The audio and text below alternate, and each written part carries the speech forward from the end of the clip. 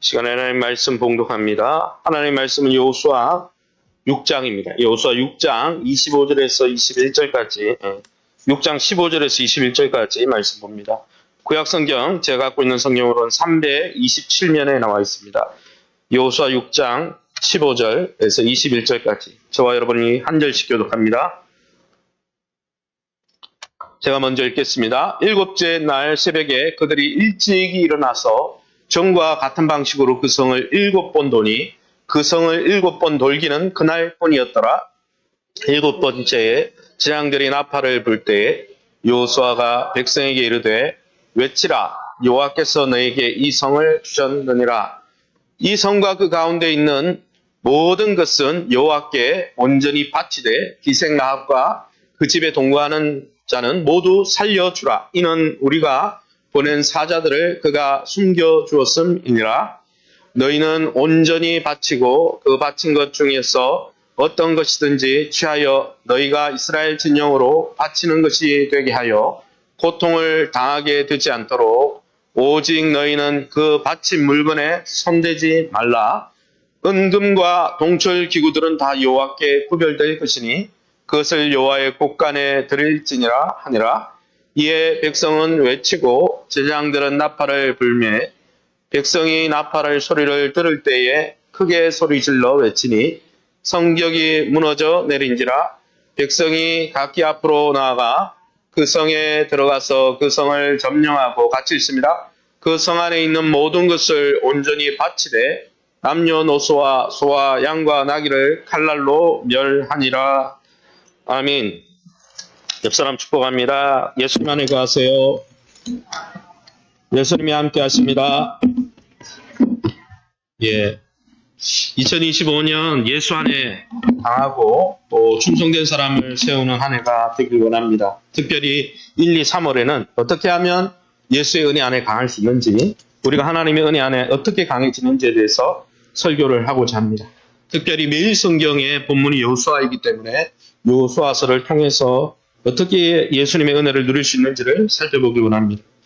오늘 본문에 나오는 여리고는 여러분이 잘 알죠. 가나안 전쟁에서 첫 번째 전쟁이고 첫 번째 요새고 삼겹성으로 가장 강력한 성이었습니다.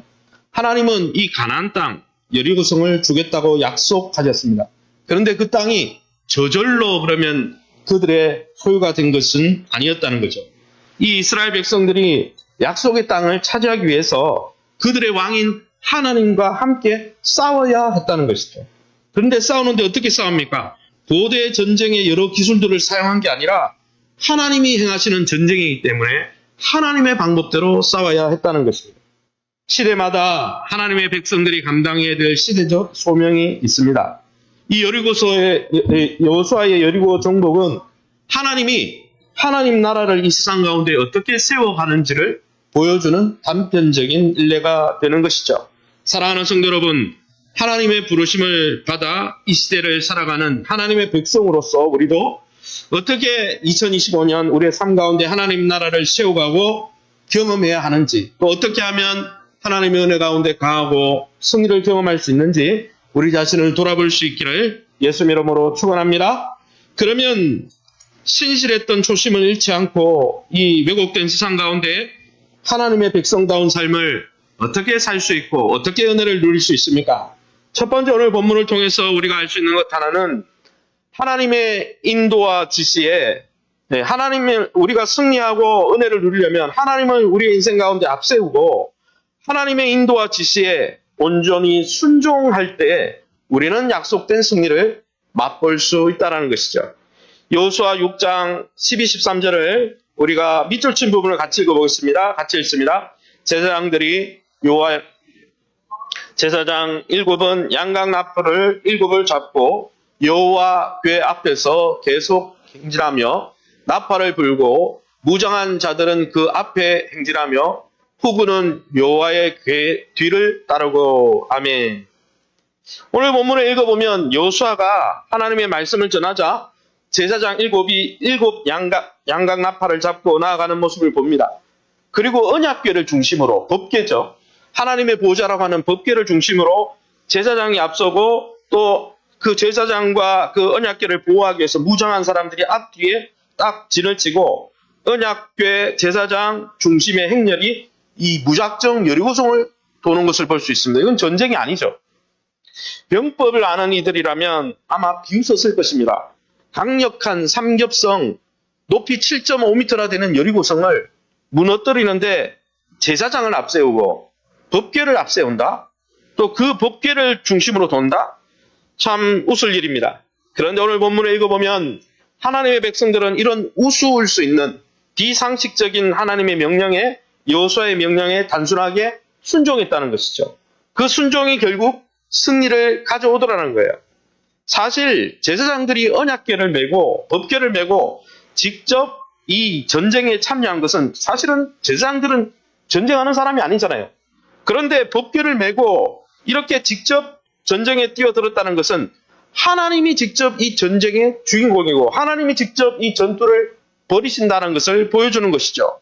가만히 살펴보면 이 여리고성을 도는 이 행진 대열의 중심을 가만히 살펴보면 우리가 읽은 본문을 기준으로 가만히 살펴보면 중심에 무엇이 있냐면은 언약궤가 있어요. 언약궤. 법궤라고 하는.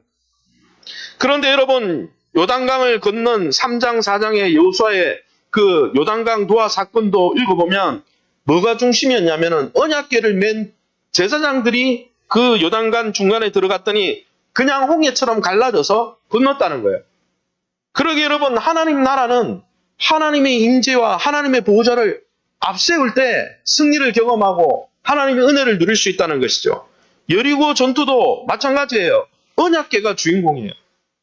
본문에는 이 언약궤와 나팔을 각각 3번씩 언급합니다. 본문이 짧은데도 언약궤를 중심으로 언약궤 앞에서 언약궤 뒤를 쫓으며 또 나팔을 불고 나팔은 7나팔은 하나님 돌아오셔서 이 광야 시대 때 하나님이 이스라엘 백성이 진영을 움직일 때 구름기둥이 돌 때 구름기둥이 떠서 이스라엘 백성이 움직일 때 나팔을 불었죠. 하나님 우리 군대로 돌아오소서. 우리 진영으로 하나님 돌아오셔서 이렇게 할 때 그래 하나님의 임재를 부르는 나팔이죠. 그러니 언약궤는 하나님의 보좌요. 하나님이 앉아 계신 보좌요. 또 이 나팔은 하나님의 임재를 부르는 것이니 이 언약궤는 바로 하나님이 함께 하신다는 것입니다. 여리고성을 언약궤를 맨 제사장들이 돌았다는 것은 왕이신 하나님을 언약궤라는 그 의자, 보좌죠. 그룹들로 이렇게 지난주에 제가 금요철에도 설교했는데 그룹이라는 그 나팔을 뭡니까? 6 날개를 가진 그룹들의 그 팔을 얹으시고 법궤라는 그 지성소의 엉덩이가 없지만 이렇게 앉으신 그 모습을 이야기하는 거죠. 법궤는 성경에 하나님의 보좌로 묘사되어 있거든요. 그러니 이 전쟁의 중심에 누구를 뒀다는 거예요? 하나님을 뒀다는 거죠. 하나님을 인생의 중심에 두고 하나님을 그 중심에 두고 그들이 따라갔더니 승리했다는 거예요. 게다가 더 충격적인 것은 7째 날에 대한 본문을 읽어보면 그 7째 날 이제 여리고성이 무너져 내릴 때 그 사건이 언제 있었느냐? 새벽에 있었다는 것이죠. 여호수아 6장 15절에 제가 읽어보겠습니다. 7째 날 새벽에 그들이 일찍이 일어났다 그랬어요. 새벽에 아주 이른 새벽에 일어났다는 거죠. 목사님 새벽이 뭐가 중요한데요? 중요하죠. 사실 홍해가 갈라진 사건은 새벽에 있었습니다. 법궤를 앞세운 제사장들이 요단강을 도하한 그 사건도 새벽에 있었어요. 성경 읽어보면. 오늘 여리고성이 무너진 사건도 새벽에 일어납니다. 목사님 새벽이 왜 중요한데요? 새벽은 시편 46편 5절에 읽어보면 이렇게 되어 있습니다. 우리 함께 읽어봅니다.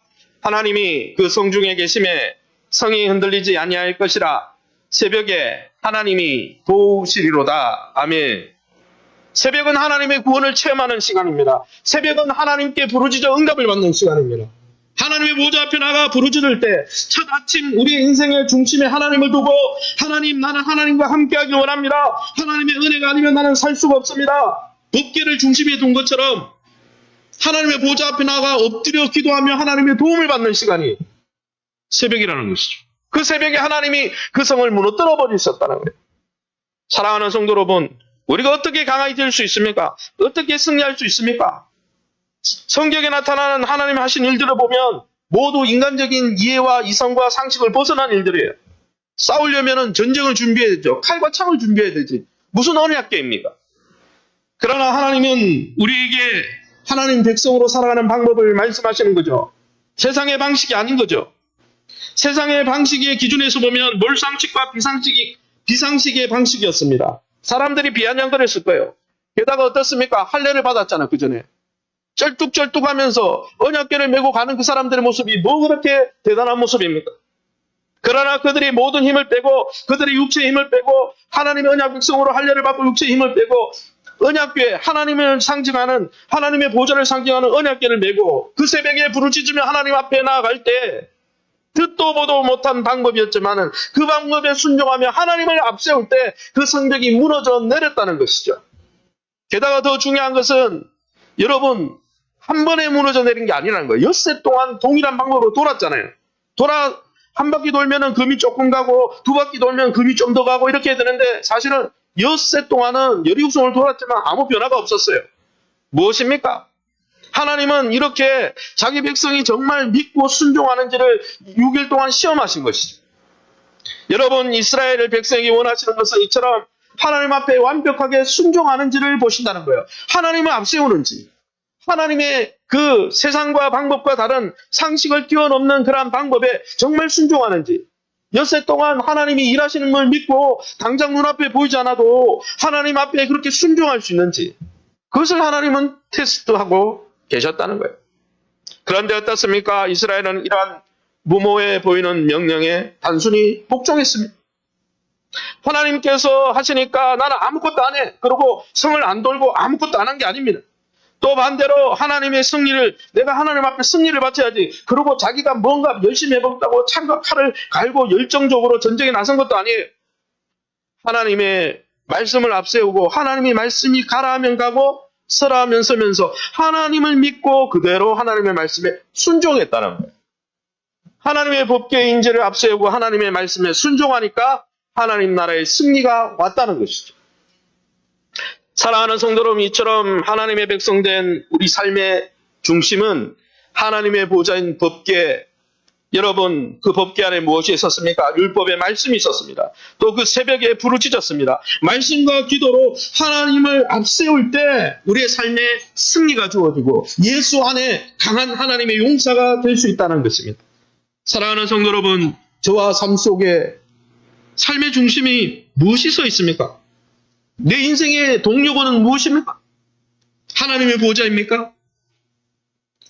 하나님의 보좌를 상징하는 하나님의 말씀입니까? 하나님의 인재를 간구하는 새벽에 부르짖는 기도입니까? 하나님을 중심에 놓을 때 세상 사람들은 몰라도 하나님의 백성은 하나님을 중심에 놓을 때 승리를 경험할 수 있는 거예요. 그러게 사랑하는 성도 여러분, 올 한해 매일매일 이런 새벽에 아침을 깨우며 하루를 시작하면서 하나님을 만나기 위해 하나님의 언약궤인 말씀 앞에 나가시기 바랍니다. 이른 새벽에 여러분 첫 아침을 열면서 하나님 앞에 부르짖는 기도로 나가시기 바랍니다. 하나님의 임재 안에 머물면서 하나님만이 나에게 승리를 주실 수 있습니다. 하나님만이 생명을 풍성하게 하실 수 있습니다. 하나님이 나의 모든 것입니다. 부르짖으면서 하나님 주는 진짜 승리를 경험하시기를 예수 이름으로 축원합니다. 그러면 오늘 이 여리고성이 주는 두 번째 교훈이 뭡니까? 하나님이 주시는 승리를 경험하기 위해서 하나님의 임재 안에 거하고 하나님 앞에 온전히 순종해야 되겠다. 이거 말고 어떤 원리를 우리에게 또한 줍니까? 두 번째는 한번 우리 같이 읽어보겠습니다. 시작. 믿는 우리는 하나님의 통치를 거부하는 이 세상에 대한 하나님의 심판을 알리고 또 구원의 기회를 제공하며 살아야 합니다. 아멘. 두 가지 메시지가 나옵니다. 하나님의 심판과 구원에 대해서 우리는 알려야 한다는 것이죠. 오늘 성경 우리 첫 번째 우리가 알 수 있는 것은 우리는 하나님의 심판을 알려야 한다는 것이죠. 하나님의 임재와 통치를 거부하고 살면 세상의 어느 누구라도, 믿는 우리라도 하나님의 통치와 임재를 거부하고 살면요, 심판과 진멸을 모면할 수 없다라는 것을 성경이 분명히 우리에게 말씀해주고 있는 것이죠. 오늘 성경 우리 17절, 18절, 21절 밑줄 친 부분을 우리가 함께 읽어보겠습니다. 이 성과 그 가운데 있는 모든 것은 여호와께 온전히 바치되 너희는 온전히 바치고 그 바친 것 중에서 바치는 것이 되게 하여 고통을 당하지 되지 아니하도록 그 바친 물건에 손대지 말라. 모든 것을 온전히 바치되. 아멘. 이 본문을 읽어보면 이 본문에 가장 강조되는 단어가 있습니다. 무엇입니까? 온전히 바치되라는 단어입니다. 바치되, 바친. 이 단어가 무려 17절에서 21절에 7번이나 강조되고 있습니다. 이 말은 여호수아를 통해 하나님이 강조하고 싶다는 것이죠. 이 온전히 바친다라는 뜻은 히브리어로 헤렘이라고 합니다. 이 헤렘은 두 가지 뜻이 있어요. 긍정적인 뜻이 있고 부정적인 뜻이 있습니다. 긍정적으로는 나시린처럼 하나님 앞에 드려진 것, 11조처럼 하나님 앞에 봉헌된 것, 하나님 앞에 드려지다는 뜻이고, 두 번째는 멸망시키기 위해서 금지나 저주 조치를 할 때 하나님이 이거는 멸망시켜야 되겠다 그래서 빨간 딱지를 붙이듯이 멸망을 시키기 위한 금지와 저주 조치, 이걸 헤렘이라고 합니다. 먼저 긍정적인 하나님 앞에 드려진 것, 봉헌되다, 이 뜻이 헤렘인데 온전히 바치다, 이건 긍정적인 뜻이죠. 어디에 나옵니까? 레위기 27장에 나옵니다. 제가 읽어보겠습니다. 오직 여호와께 온전히 바친 모든 것은, 여기 헤렘, 팔지도 못하고 무르지도 못하나니 바친 것은 헤렘, 다 여호와께 지극히 거룩함이며 다시 무르지 못하나니 반드시 죽일지니라. 30절에 그리고 그 땅의 10분의 1, 그 10분의 1은 여호와 것이니 여호와의 성물이라. 11조도 하나님 앞에 드려진 거죠. 28절, 29절, 30절 레위기 성경 읽어보면 그것이 사람이든 나시린처럼 사람이든 아니면 어떤 물건이든 연보와 헌물이든 아니면 11조든 하나님 앞에 바쳐진 것은 대신 무르지도 못하고 하나님 앞에 이걸 드리기로 해놓고 아닙니다 나는 딴 거 드릴게요 그러고 대체할 수 없다는 거예요. 내가 하나님의 사람으로 살겠습니다. 낚시로 살겠습니다. 그러고 나는 못 살겠습니다. 다른 일 하겠습니다. 그러면 그 사람 죽일지니라. 이렇게. 이 말은 죽이라는 데 핵심이 있는 게 아니고 절대 변경할 수 없다는 거예요. 하나님 앞에 드린 것은, 하나님의 것이 된 것은 절대 변경할 수 없다. 이건 좋은 뜻입니다. 하나님 앞에 쓰임받는 것이니까. 할렐루야. 저와 여러분은 하나님의 것이 되었습니다. 하나님의 소유가 되었습니다. 예수 그리스도 안에서 하나님 앞에 드려진 인생이 되었고 하나님의 소유가 되었다고 에베소서에 말씀하고 있습니다. 할렐루야. 하나님은 하나님의 소유된 우리를 지키실 것입니다. 이것이 좋은 뜻이죠. 두 번째 뜻은 무엇입니까? 부정용법이죠. 이사야 43장 27절 28절입니다. 우리 함께 읽어보겠습니다. 밑줄 7법을 읽어보겠습니다. 내 시조가 범죄하였고 너의 교사들이 나를 배반하였으니 그러므로 내가 야곱이 진멸당하도록 내어주며 비방거리가 되게 하리라. 아멘. 이 본문을 읽어보면 이 본문은 헤렘의 두 번째 뜻, 멸망시키기 위해서 내어주다는 뜻입니다. 오늘 본문에 진멸당하도록 내어줬다. 이사야 43장은 뭘 이야기하냐면 이스라엘이 타락해서 북이스라엘과 남유다가 타락해서 하나님 섬기지 않아요. 더 이상 우상 섬겨요. 그러니까 하나님은 어떻게 했습니까? 아수르와 바벨론에 의해서 완전히 진멸당하도록, 그 땅에서 멸망당해서 포로로 끌려가도록 그렇게 하려고 딱 하나님의 손에 붙들어 놨다는 거예요. 그게 온전히 바치다는 뜻입니다.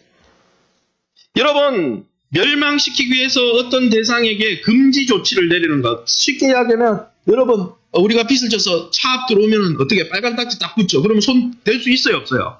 못 되는 거예요. 하나님이 멸망시키기 위해서 하나님의 통치를 거부하고 하나님을 무시하고 하나님의 백성이라도, 하나님의 언약 백성이라도 이스라엘도 멸망당했잖아요. 하나님의 통치를 계속 거부하면서 선지자를 보내서 계속 돌아서라 사람들이 안 돌아서고 계속 고집을 부리는 사람들 어떻게 하겠다는 거예요? 멸망시키기 위해서 딱지를 붙이는 거예요. 그게 온전히 바치다는 뜻인데 오늘 성경에 읽어보면 두 번째 용례로 쓰였습니다.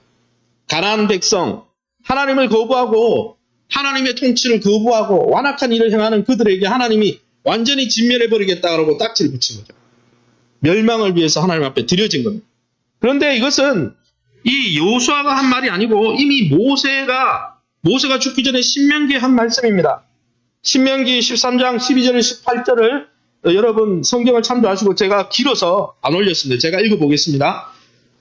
내 하나님 여호와께서 내게 주어 거주하게 하시는 한 성읍에 대하여 내게 소문이 들리기를 너희 가운데 어떤 불량배가 일어나서 그 성읍 주민을 유혹하여 이르기를 너희가 알지 못하던 다른 신들을 우리가 가서 섬기자 한다 하거든 묻고 살펴보아서 확실한 사실로 드러나면 너는 마땅히 그 성읍 주민을 칼날로 죽이고 그 성읍과 그 가운데 거주하는 모든 것과 그 가축을 칼날로 진멸하고 그 성읍과 그 탈취물을 전부 불살라 내 하나님 여호와께 드릴지니 그 성읍은 영구히 폐해가 되어 다시는 건축되지 아니할 것이라. 너는 이 진멸할 물건을 조금도 내 손에 대지 말라. 그리하면 여호와께서 그의 진노를 그치실 것이라. 여리고성의 정규된 사례가 신명기 13장에 그대로 나옵니다.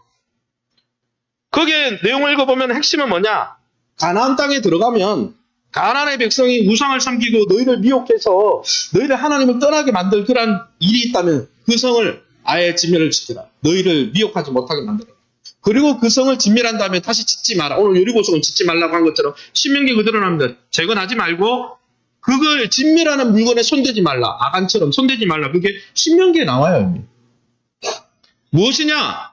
하나님이 왜 가나안을 멸망시켰습니까? 이스라엘 백성에게 땅을 얻어주려고? 여러분, 내가 기득권을 차지하기 위해서 딴 사람 죽이면 됩니까? 그거 아니에요.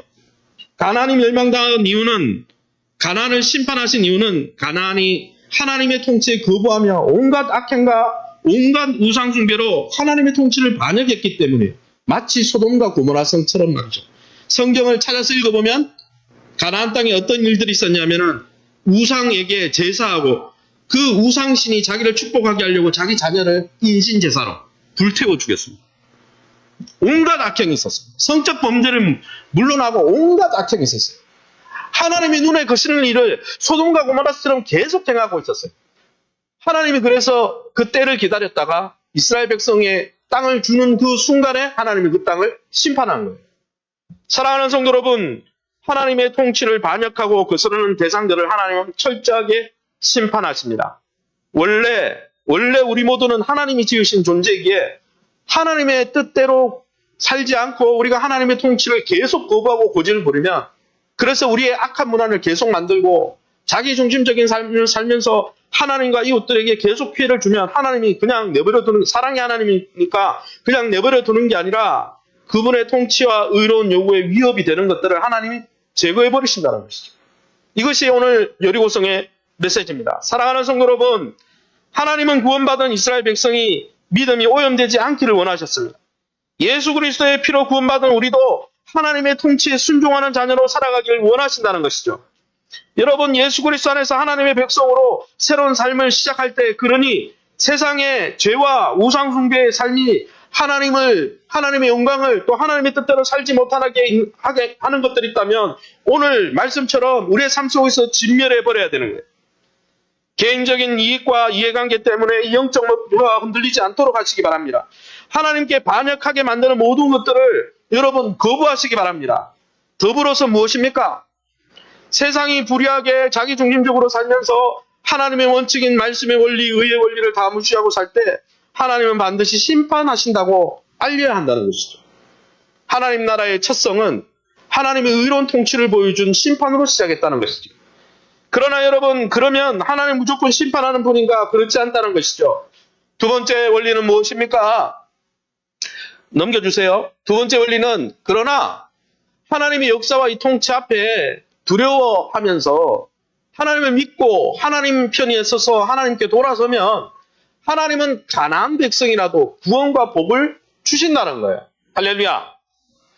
여러분, 하나님은, 우리가 알려야 될 것은 하나님의 심판과 함께 하나님의 구원도 알려야 된다는 것이죠. 오늘 성경 여호수아 6장 17절입니다. 우리 함께 읽어보겠습니다. 같이 읽습니다. 이 성과 그 가운데 있는 모든 것은 여호와께 온전히 바치되 기생 라합과 그 집에 동거하는 자는 모두 살려주라. 이는 우리가 보낸 사자들을 그가 숨겨주었음이니라. 아멘. 사실 여리고성에 있는 모든 것 하나님의 손에 진멸되도록 헤렘, 딱지가 붙은 상태입니다. 하나님이 심판하려고 구별하셨습니다. 그래서 손대지 마라, 접근하지 마라, 딱지 붙었다. 그래서 너네가 손대서 괜히 아간처럼 손대다가 탐심에 임박여서 손대다가 너희가 같이 멸망당하지 마라, 떨어져라, 이렇게 하신 거죠. 그런데 이 본문에 이 진멸, 하나님의 심판에 예외가 생깁니다. 하나님이 다 심판한다 그랬거든요, 여리고성. 근데 예외가 생겨서, 예외가 누굽니까? 온전히 바치되, 이 말은 진멸하되 이런 뜻인데 모두 살려주라, 이거 반대말이잖아요. 동의어가 아니잖아요. 반의어였잖아요. 기생 라합과 그녀에게 속한 사람들은 가난한 사람들입니다. 그런데 그들은 어떻게 하라? 진멸하지 마라 이렇게 이야기했다는 것이죠.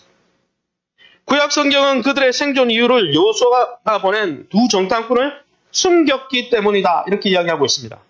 그러면 정말 라합과 그 가족이 단순히 두 명 정탐꾼, 이스라엘에 정탐하러 온 스파이들을 숨겨줬기 때문에 살아난 걸까요? 하나님이 눈 감아준 걸까요? 두 정탐꾼을 숨겨줬다는 그 행동이 내포하고 있는 것은 무엇일까요? 사실 오늘 본문 우리가 사실은 제가 길어서 다 읽지 않았지만 오늘 제가 설교를 준비한 본문은 여호수아 6장 8절부터 27절까지 내용입니다. 그런데 6장 8절부터 27절까지 내용의 40%가 무슨 이야기냐면 기생 라합과 그 집에 속한 자들을 이끌어내서 구원하라. 이 메시지가 많아요. 진멸하라는 메시지도 있지만 이 본문 전체가 40%가 여리고성 사건에서 그 성을 진멸하는 것만큼 더 강조된 주제가 뭐냐면 더 많이 강조된 주제가 뭐냐면 라합의 가정을 구원하라 이야기라는 거죠. 그런 메시지가 거기 있는 거죠. 그만큼 많이 이야기했다는 것은 영화를 볼 때 그만큼 여러분 뭡니까? 그 어떤 장면이 계속 나오고 오래 거기에 시간이 지연된다는 걸 강조하는 거잖아요. 긴 분량이나 긴 지면을 하라 했다는 것은 강조 아닙니까? 22절에서 25절에 보면 그 라합의 구원과 구조에 대해서 여호수아의 명령이 나옵니다. 우리 함께 읽어보겠습니다. 밑줄 친 부분을 읽어보겠습니다. 여호수아가 그 땅을 정탐한 두 사람에게 이르되 그 기생의 집에 들어가서 너희가 그 여인에게 맹세한 대로 모든 것을 이끌어내라. 모든 것을 이끌어내고 다 이끌어내요. 아멘. 아까 진멸하다, 온전히 바치다 그 단어가 계속 진멸해라, 진멸해라, 진멸해라 나오지만 라합의 구원에 관계된 그 구문에 이 여호수아 명령에 보면 계속 반복적으로 나오는 단어가 이끌어내라 이 단어입니다. 이 단어가 헤렘, 멸망시키다는 단어와 반대 단어죠. 이 이끌어내다라는 히브리어는 야차라고 합니다. 야차는 영어로 go out입니다. go out, go out, 나가게 하라, 나가게 하라. 어떤 지역에서 나가게 해라. 근데 이 단어가 뭐 뜻이 나가게 하다 그게 뭐 중요합니까? 이 단어가 구약 성경에 이 단어가 어떻게 생겼고 왜 이 단어가 생겼고 성경에 어디에서 제일 처음에 언급했는지가 중요하죠. 이 단어는 출애굽 사건과 연관된 겁니다. 출애굽 사건에 이 용례가 4가지 있는데 다 출애굽 사건과 연관되어 있어요. 오늘 출애굽기 20장 2절에 뭐라고 되어 있습니까? 이렇게 되어 있습니다. 나는 너를 애굽 땅 종되었던 집에서 인도하여 낸, 여기 이 단어가 이끌어내다라는 겁니다. 이집트에서 너를 이끌어낸 너의 하나님 여호와니라. 첫 번째 이 용례가 출애굽 사건 할 때, 출애굽할 때 내가 너희를 이 땅에서 이끌어낼 거다, 구원해낼 거다. 그래서 애굽으로부터 나가다라는 뜻입니다. 이 단어는. 그 다음에 두 번째 용례는 뭐냐? 두 번째 용례도 여기에서 파생된 건데 이 출애굽 사건에서 파생된 건데 레위기 25장입니다. 제가 읽어보겠습니다. 그러나 자기가 물을 힘이 없으면 그 판 것이 희년에 이르기까지 산자의 손에 있다가 희년에 이르러 돌아올지니 이끌어내다. 그것이 곧 그의 기업으로 돌아갈 이끌어내다. 무슨 말이에요? 이스라엘 백성 중에 돈이 없어서 자기 몸을 팔고 집을 팔아가지고 여러분 돈이 없어서 다른 사람의 종이 되었을 경우 이 사람은 원래 종이 아니잖아요. 하나님의 백성이지. 그래서 희년이 되면 49년을 지나서 50년이 되면 원래 종이 아니었던 자리로 이끌어내라. 옛날에 이집트에서 종살이 하던 내가 너희를 이끌어낸 것처럼 너희 형제들 중에 돈이 없는 자가 몸이 팔려가가지고 집도 잃고 다른 사람에게 빚쟁이에 끌려다니는데 그 사람이 50년이 되면 희년이 되면 다시 종이 아닌 상태로 되돌려서 이끌어내줘라. 똑같은 뜻이죠. 세 번째는 이 용례로 어떻게 쓰였냐? 에스겔서 20장 34절입니다. 이렇게 쓰였습니다. 능한 손과 편팔로 분노를 쏟아 너희를 여러 나라에서 나오게 하며 너희의 흩어진 여러 지방에서 모아낸다 했습니다. 에스겔서 20장은 뭘 이야기하냐면은 하나님과 언약 맺은 백성이 결국은 범죄 때문에 남유다가 멸망당합니다. 뭡니까? 바벨론에서 멸망당해서 70년간 포로 생활해요. 애굽에서 포로 생활하는 것처럼. 그런데 70년이 끝나면 하나님이 어떻게 하겠다는 거예요? 그 바벨론의 그 치아와 그 종살이에서 너희를 이끌어내겠다는 거예요. 그래서 이걸 다 요약하면 이끌어내다, 이 라합에게 적용된 이 이끌어내다는 뜻은 무슨 뜻이냐면 하나님과 언약 맺은 자기 백성을 하나님께서 어떤 나라의 종살이나 압제로부터 끄집어 내신다는 거예요. 구원하신다는 거예요. 구원해서 그들에게 자유를 주시고 소망을 주시고 미래를 주신다는 것이죠. 하나님의 백성답게 살아가도록 기회를 주신다는 것이죠. 여러분, 이 단어의 용례를 유추해 볼 때 이 단어를 라합에게 썼다는 말은 가나안이지만은 라합을 하나님이 하나님과 언약 맺은 백성으로 보고 있다는 거예요. 왜냐하면 이 이끌어내다라는 단어는 하나님과 언약 맺은 백성이 돈 때문에 팔려가거나 아니면 다른 나라의 침략을 받아 종살이를 하거나 거기서 끄집어내준다는 뜻이니까 하나님과 언약 맺은 백성에게만 쓴 단어거든요. 그러면 라합을 어떻게 보고 있다는 거예요? 하나님과 언약 맺은 백성으로 본다는 거예요. 단순히 두 정탐꾼을 살려줬다는 게 아니라 그 두 정탐꾼을 살려줬다는 말은 하나님의 언약 백성이 되었다는 뜻이죠. 여호수아 2장 12, 13절에서 그래서 이런 언약을 맺었죠. 한번 읽어보겠습니다. 시작. 내가 너희를 선대하였은즉 너희도 내 아버지의 집을 선대하도록 여호와로 내게 맹세하고 내게 증표를 내라. 우리 목숨을 죽음에서 건져내라. 아멘. 누구의 이름으로 맹세하라고요? 여호와의 이름으로 내게 맹세하고, 다른 말로 하면 여호와의 백성이 되겠다는 거예요. 단순히 너 구해줬으니까 내 목숨 구해달라는 게 아니라 나는 이제 하나님의 백성 되겠다는 거예요. 여러분, 그래서 25절에 읽어보면 6장 25절에 뭐라고 나옵니까? 성경을 보십시오. 여호수아가 기생 라합과 그의 아버지와 가족과 그에게 속한 모든 것을 살렸으므로 그가 오늘까지, 오늘이 언젠지는 몰라요. 아마 약속의 땅을 점령하고 나서겠죠. 오늘까지, 이걸 기록한 날인데 오늘까지 이스라엘 중에 거주하였으니 이렇게 말하고 있거든요. 하나님의 백성으로 살아가고 있다는 거죠, 지금. 그리고 그 계보에서 그리스도가 나오죠, 나중에. 보아스와 결혼해가지고, 보아스가 아니라 정탐꾼 중에 한 명과 결혼해서 보아스를 낳죠. 보아스는 나중에 나오미의 며느리 룻과 결혼해가지고 그리스도의 계보를 이루잖아요. 여러분, 그녀는 이제 가나안의 여리고에 사는 사람이 아니라 하나님 나라 이스라엘 백성이 된 사람입니다. 이처럼 하나님은 하나님과 언약 백성이 된 사람을 심판의 자리에서 끄집어내 주십니다. 마치 애굽의 장자들을 심판하실 때 이스라엘 장자들을 끄집어내시고 보호하신 것처럼 하나님은 세상이, 불의한 세상을 그 악 때문에, 그들의 행한 행위 때문에 심판하실 때 자기와 맺은 언약 백성들을 보호하시고 이끌어내신다는 것이죠. 그러기에 우리는 이 두 가지 메시지, 하나님의 심판과 하나님의 구원이 있다는 것을 분명히 알려야 하는 것이죠. 사랑하는 성도 여러분, 이처럼 가나안 여리고성에 살아도 하나님의 역사와 통치를 믿고 하나님을 두려워하면서 돌아서면, 하나님 편에 서면 하나님의 백성이 됩니다. 하나님의 백성이 되면 아무리 가나안인이라 할지라도 진멸을 위해 딱지 붙은 존재가 아니라 하나님께 봉헌되기 위해서 드려진 하나님의 백성이 되는 것이죠. 헤렘의 두 가지 뜻이 뭡니까? 멸망시키기 위해서 딱지를 붙이는 것도 있지만 하나님의 소유가 되게 하려고 나시린처럼 넌 내 거야 라고 하나님 앞에 드려진 존재가 된다는 것입니다. 사랑하는 성도 여러분, 하나님은 지금도 하나님의 통치와 역사 앞에 진정성을 가지고 돌이키고 나오는 자들을 아무리 그 사람이 가나안인이라 할지라도 진멸의 대상이 아니라 구원의 대상으로, 그래서 하나님의 소유로 삼아 주신다는 것이죠. 이것을 우리는 알려야 될 사명이 있다라는 것입니다. 이제 말씀을 정리하려고 합니다. 하나님은 이스라엘 백성들을 천국에 복을 주시려고, 천하 만민에게 복을 주시려고 먼저 불러주셨습니다. 이스라엘은 자기만 복받으라고 부름받은 존재가 아닙니다. 아브라함은 복의 근원이 될지니 너를 통하여 천하 만민이 복을 받으리라 했습니다. 아브라함에게 약속하신 것처럼 그들을 통해서 천하 만민을 축복하시려고 이스라엘을 세우셨고 교회도 세우신 겁니다. 교회도 영적 이스라엘입니다. 그러기에 여러분, 하나님의 심판과 구원에 대해서 우리가 알려야 될 역할을 해야 되는 것이죠. 왜요? 우리도 원래 심판받아야 될 진멸 대상 1호가 아니었습니까? 하나님의 통치를 거부했잖아요. 하나님 앞에서 자기 고집을 부리면서 때를 쓰면서 하나님 외면하고 살았잖아요. 그런데 예수 그리스도를 믿으면서 이제 하나님을 중심으로, 하나님을 주인으로 삼고 코페르니쿠스의 그 영적 코페르니쿠스적 청명을 일으켜서 우리가 이제는 내가 주인이 아니고 기생 라합처럼 나는 이제는 하나님의 편에 서겠습니다. 나는 하나님이 주인입니다. 이제 나는 이 세상의 주인이 아니고 하나님이 주인입니다. 이렇게 고백한 거 아닙니다.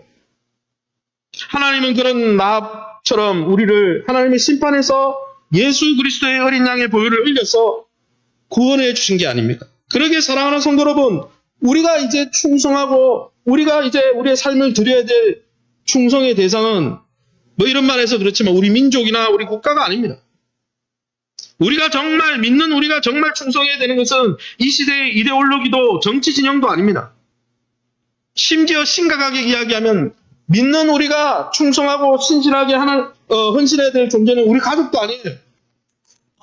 목사님 가족을 무시하면 그 말이 아니라는 거예요. 오직 믿는 신자들이 헌신하고 충성하고 신실하게 그 편에 서야 될 것은 나라도 국가도 가족이 아니라 우리를 구원하신 영원한 왕 여호와 하나님께 신실하게 헌신하는 자들이 믿음의 사람들이라는 거예요. 할렐루야. 하나님은 라합이 자기의 민족도 등지고 자기의 여리고성의 왕도 등지고 하나님 편에 서기로 작정하고 그 두 적당꾼을 자신의 목숨이 날아갈 수도 있음에도 불구하고 거기에 신실하게 충성되게 그들을 구원하면서 나는 하나님과 맹약하고 언약 맺길 원한다. 나는 하나님의 백성이 되길 원한다. 그렇게 고백할 때 그를 구원해 주셨다는 것이죠. 사랑하는 성도 여러분, 저와 여러분은 이 은혜를 먼저 누린 자입니다. 우리가 복을 받고 하나님의 백성 된 것은 우리처럼 멸망당할 수 있는 우리 이웃과 우리의 가족들을 라합처럼 구원하라고 이끌어내라고 하나님이 오늘 이 여리고성의 멸망 가운데 그의 구원을 기록하게 하신 거예요. 그래서 여리고성을 다시는 재건하지 못하도록 하나님의 통치 앞에 대항하면 이렇게 무너지고 대신 여리고성이 무너졌지만 그 성 가운데 구원받은 자가 있다는 것을 알게 하심으로 우리에게 이 구원의 통로로 쓰임받게 하신다는 것이죠. 그러기에 아무쪼록 이 세상에서 하나님이 지금 하고 계신 일, 말씀을 통해 라합처럼 잘 들여다보면서 하나님 편에 선 신실하고 믿음직한 성도 되시기를 예수님 이름으로 축원합니다. 그런 성도들에게 하나님이 약속의 땅을 주실 것이고 그런 성도들에게 예수 안에서 영원한 생명을 주실 것입니다. 더불어 우리가 그 은혜를 누리고 붙들 뿐 아니라 이 놀라운 은혜를 우리가 먼저 받았으니 복의 근원으로 불렀잖아요. 우리를 통해 다른 민족과 열방과 우리 주변에 있는 이웃들도 구원하길 원하시잖아요.